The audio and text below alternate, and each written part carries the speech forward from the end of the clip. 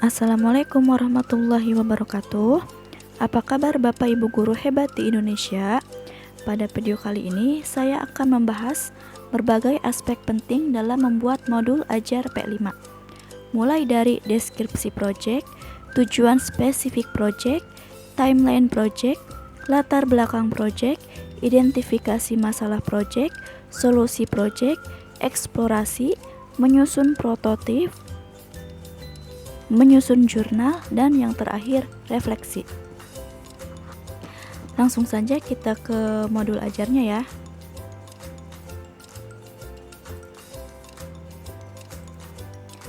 Nah, di sini pada lembar pertama kita buat covernya terlebih dahulu. Adapun cover itu berisi yang pertama itu kita tulis judulnya ya, lembar kerja P5. Apa itu P5?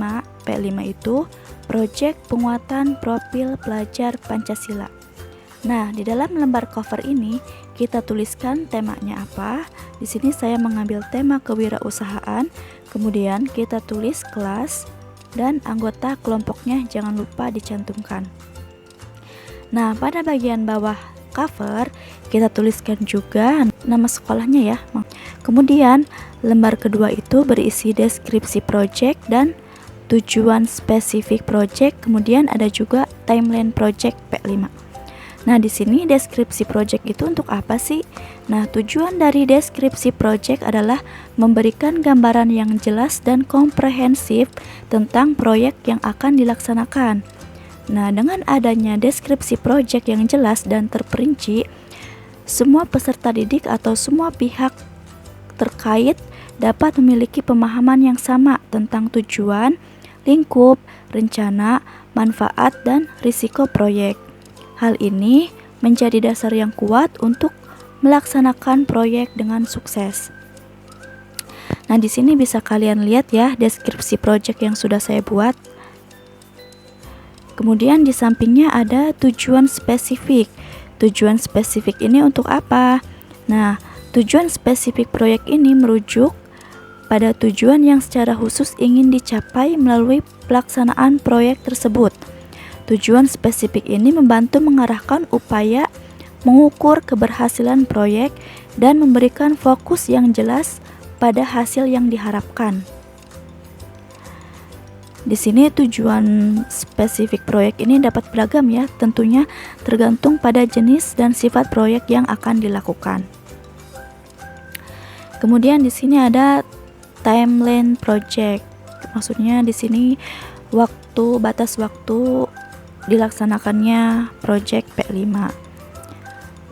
Nah, di sini saya buat 1 bulan ya.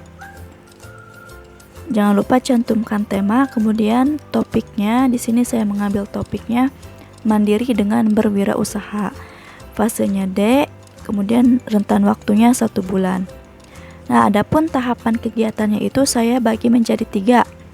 Yang pertama itu tahap pengenalan atau membangun kesadaran dan wawasan peserta didik terhadap pentingnya wirausaha. Kemudian tahap yang kedua yaitu tahap aksi atau menyusun produk dari hasil ide dan pelaksanaan.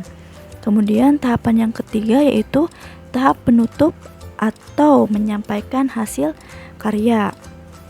Nah, pada tahapan ini itu ada sub-subnya. Misalkan pada tahap pengenalan itu saya buat 4 sub ya. Yang pertama itu ada pengantar, kemudian yang kedua ada identifikasi masalah, yang ketiga bentuk kelompok, kemudian yang keempat mencari solusi. Kemudian tahap aksi itu ada membuat produk awal, kemudian membuat produk, maksudnya itu produk yang hampir jadi ya. Kemudian ada membuat produk akhir, kemudian presentasi. Nah, pada tahap penutup itu ada persiapan pameran, laporan, dan evaluasi. Nah, di sini kita cantumkan ya tanggal-tanggalnya gitu biar siswanya itu paham dan jelas. Itu untuk lembar kedua. Kemudian lembar ketiga itu berisi latar belakang. Nah, latar belakang itu di sini perlu kita perhatikan ya bahwa penulisan latar belakang topik yang diambil itu, misalkan saya kan mengenai topik kewirausahaan. berkaitan erat dengan dinamika sosial dan ekonomi yang terjadi di dunia saat ini. Nah, dengan memahami latar belakang dan pentingnya kewirausahaan, kita dapat memperluas wawasan dan memanfaatkan potensi-potensi yang ada. Itu untuk lembar ketiga. Kemudian lembar keempatnya itu ada identifikasi masalah.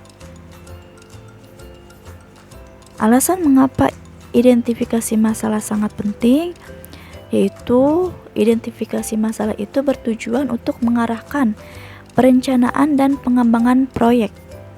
Nah, di sini identifikasi masalah itu memberikan arahan dan dasar yang jelas dalam merencanakan dan mengembangkan proyek. Masalah yang teridentifikasi dapat membantu siswa menentukan tujuan proyek, kemudian menentukan ruang lingkup dan merancang strategi yang tepat. Di sini identifikasi masalah saya berikan keterangan bahwasanya siswa harus mengamati keadaan di lingkungan tempat mereka tinggal.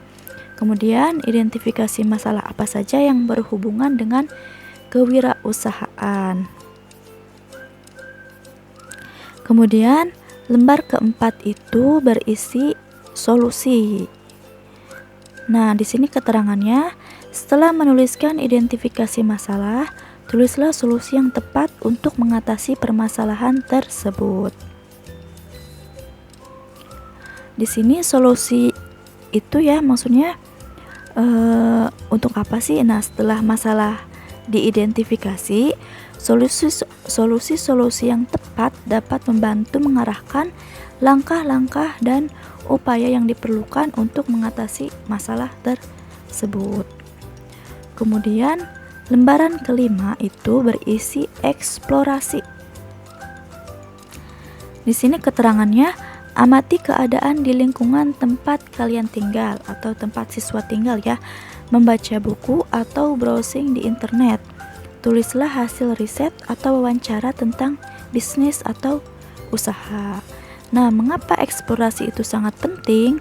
Nah, dengan melakukan eksplorasi yang baik terkait solusi yang dihasilkan, peserta didik dapat meningkatkan kualitas, efektivitas, dan keberhasilan solusi yang akhirnya diimplementasikan. Kemudian, pada lembaran ke-6 itu berisi menyusun prototip.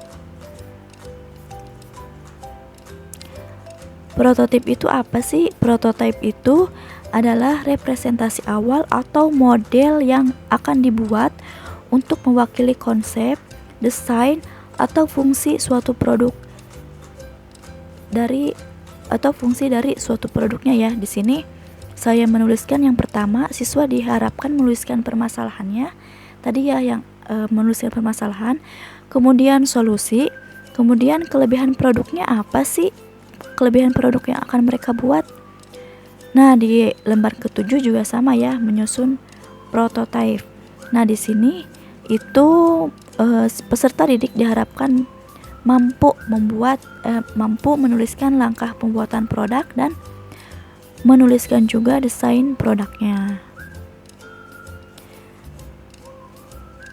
Tujuan dari pembuatan prototipe adalah untuk menguji, mengevaluasi, dan mengembangkan solusi sebelum melanjutkan ke tahap produksi. Yang maksudnya ke tahap produksi ya, sebelum melanjutkan ke tahap produksi. Kemudian juga dengan adanya prototipe atau penyusunan prototipe dapat membantu mengurangi risiko dan biaya dalam pembuatan produk.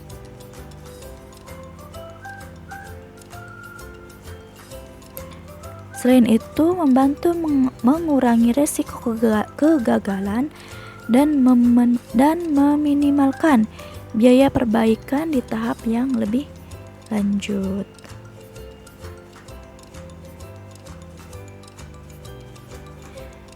Kemudian di halaman 8 saya menuliskan jurnal P5. Nah, di sini itu jurnal P5 itu berisi tanggal, kemudian pertemuan keberapa, progres, catatan guru dan tanda tangan. Lembar ke-9 juga sama ya, berisi jurnal P5. Nah, yang terakhir itu ada refleksi. Refleksi itu jangan lupa tuliskan identitas, nama dan kelas. Di sini ada pertama itu materi P5-nya ya. Jadi siswa itu bisa menilai gitu materi P5 itu dengan cara mereka menandai salah satu lingkaran yang telah disediakan. Misalnya sangat puas. Di sini saya memberikan penilaian sangat puas, puas, netral, tidak puas, dan sangat tidak puas. Nih materi P5, pembelajaran P5, kebermanfaatan P5, dan pengajar P5. Kemudian berilah penilaian 1-10 terhadap P5. Kemudian mereka juga diharapkan mampu mengekspresikan bagaimana perasaan mereka mengikuti pembelajaran P5. Dan yang terakhir, peserta didik diharapkan dapat menuliskan kritik dan saran untuk pembelajaran P5. Demikian video saya kali ini, semoga dapat bermanfaat. Billahi taufiq wal hidayah. Wassalamualaikum warahmatullahi wabarakatuh.